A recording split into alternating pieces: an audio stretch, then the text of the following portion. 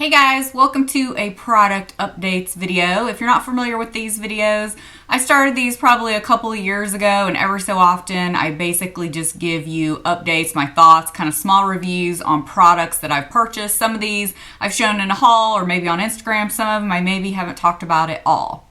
So I've accumulated a few things and definitely wanted to talk about a few things that I have not mentioned. I feel like I have a lot of products here, so I'm going to try to get through this pretty quick. First off, I wanted to say in my recent Sephora Friends and Family haul, I showed the Dior palette. I believe it was number 56 bar. I returned that. I didn't swatch it. I didn't touch it, anything.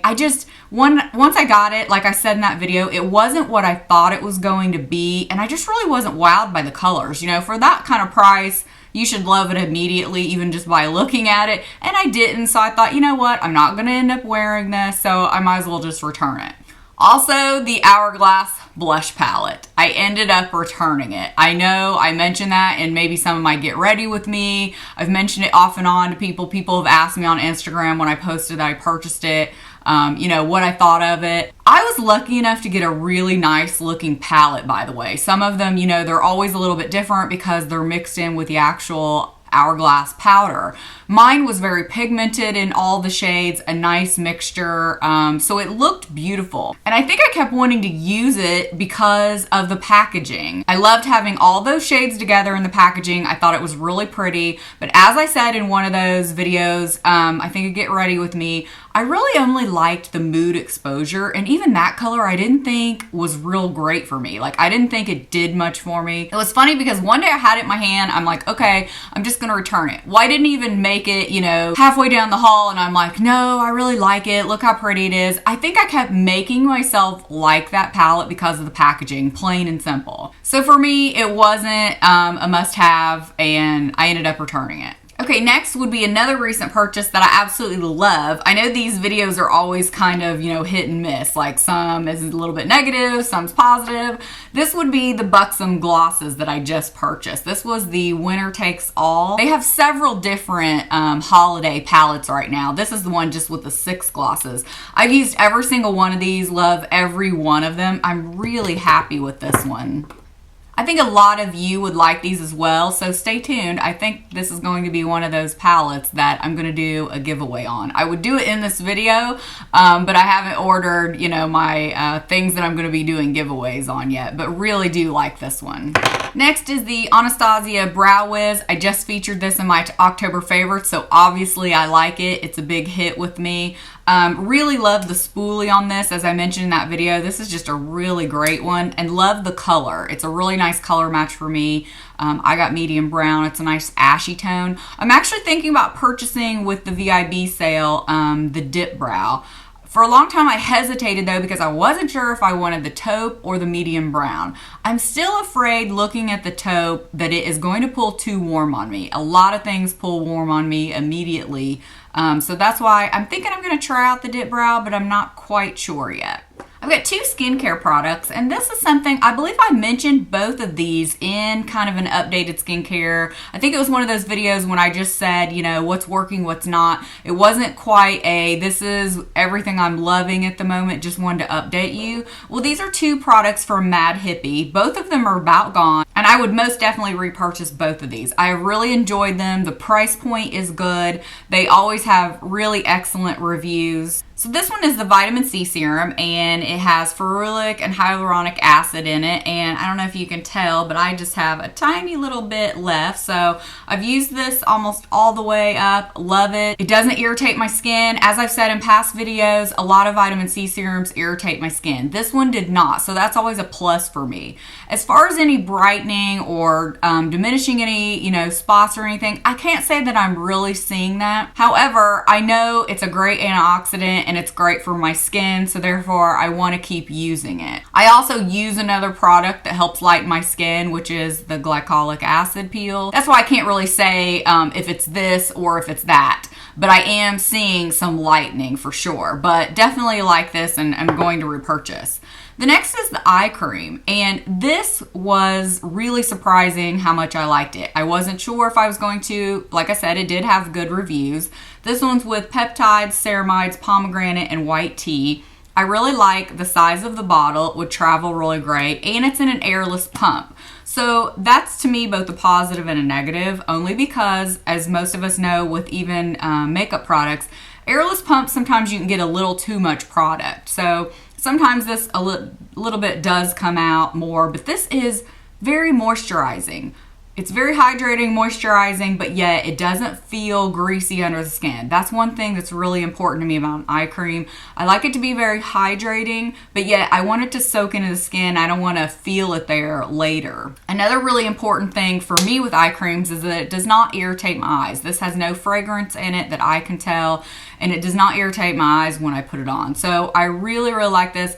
I would definitely repurchase. However, I'm using the Colleen Rothschild right now, and I really like that as well. So what I've been doing now that I know that I'm to the end of this, I've been wearing this during the day and the Colleen Rothschild at night.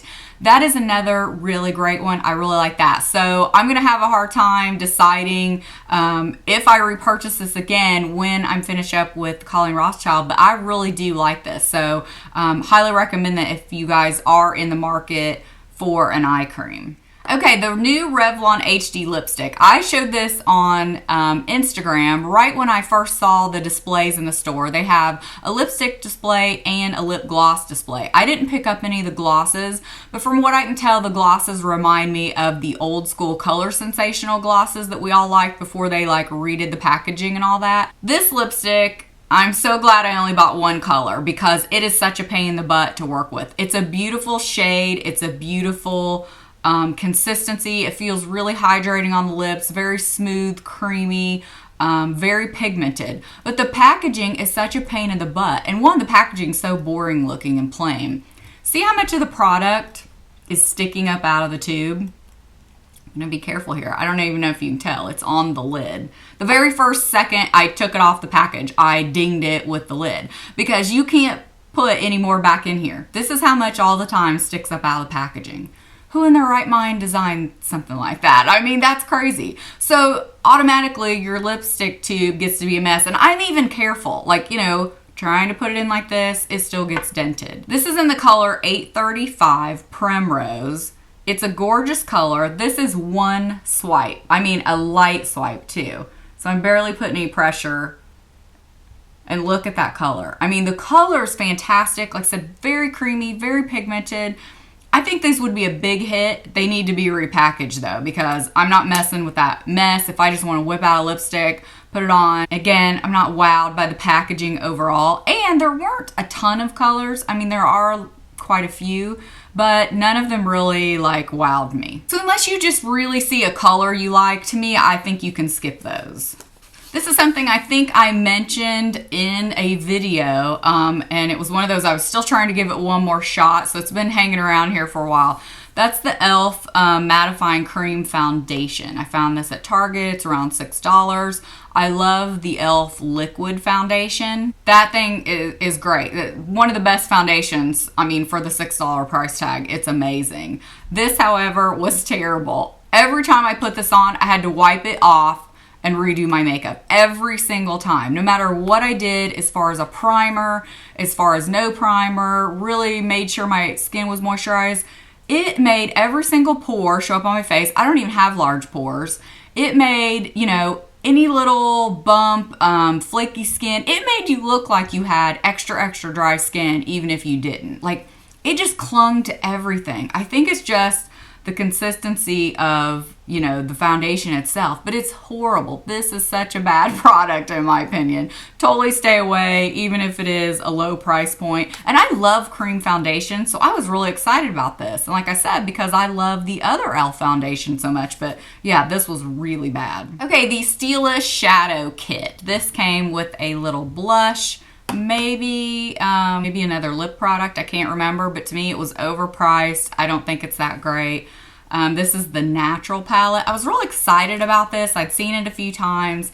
Has a lot of pink shades in it, which are always hit and miss for me, I have to say. Sometimes a lot of pink or golds just make me look awful. I mean, they look like I have pink eye or something. But the thing with these is what I don't like. I love the shades. But the thing with these is they're not very pigmented at all. Now these two shades are like the blush and bronzer, like this blush, which is more like a highlighter. Those are beautiful.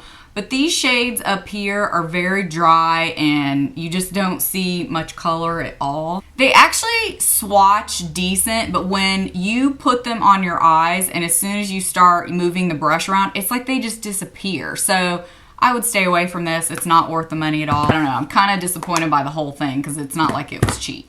This is the IT Cosmetics News Anchor Blue lip gloss. I think I showed this in a haul, but I'm not sure. I bought this as soon as it came out, and if you don't know the reasoning behind why they call it News Anchor Blue, any blue lip gloss or lip product is supposed to make your teeth look whiter. For instance, like any kind of lipstick or red lipstick with a blue undertone usually makes your teeth look whiter. This I didn't find to do that. I don't find it to really do anything. This is one of their Vitality Butter Glosses. Here is a swatch. I don't know if you can even see it. Because, you know, the point is you're not supposed to actually see that it's blue. I just didn't think it really showed up or looked all that great when I put it on anything. So to me, this was a big fail. Last couple of things were from my recent haul as well. This is the Bare Minerals Bare Skin Perfecting Veil. Really, really like this. I have it on today. This is one of their newer products. It just has a great consistency. So it is a powder. It's very velvety. It's kind of like mineral veil, but to me, I actually think I might like the consistency better of this.